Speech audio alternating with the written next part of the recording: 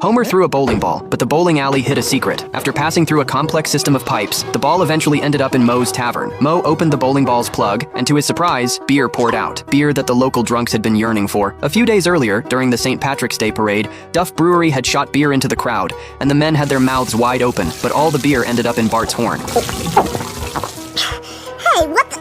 Ugh. Drunk, Bart wandered the streets and said some impolite things. The television quickly reported on the incident, and the parents of Springfield immediately protested, demanding the mayor ban alcohol. The mayor initially disagreed, but the town archivist flipped through an old book and discovered that Springfield had imposed a prohibition 200 years ago. As a result, the mayor enacted the alcohol ban. Duff Brewery buried all their remaining beer underground and started producing non-alcoholic beer. 30 minutes later, Duff Brewery went bankrupt. Fat Tony from the Mafia saw a business opportunity and brought in a large supply of alcohol. You didn't see nothing.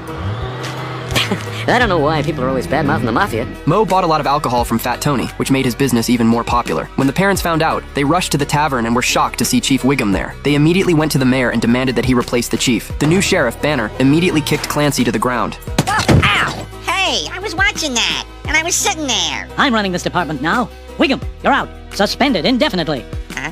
Compared to Clancy's incompetence, Banner led his men into the Mafia's territory and destroyed all the smuggled alcohol. He was also unaffected by Fat Tony's bribes and set up roadblocks on the routes used to smuggle alcohol.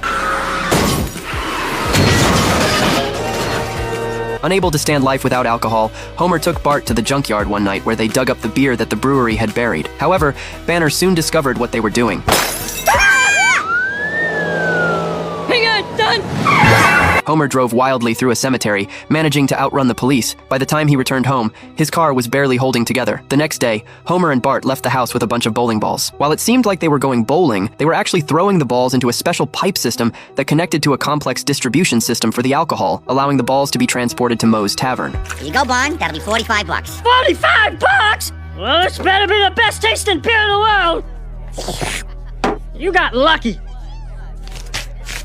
Moe gave Homer a share of the money he made, and Homer ended up earning a large sum as well. One day, Banner saw a drunk Barney and suspected someone in Springfield was secretly running illegal speakeasies. He immediately led a raid on Moe's tavern. However, Moe had prepared for this. He stalled for time while transforming the tavern into a pet shop.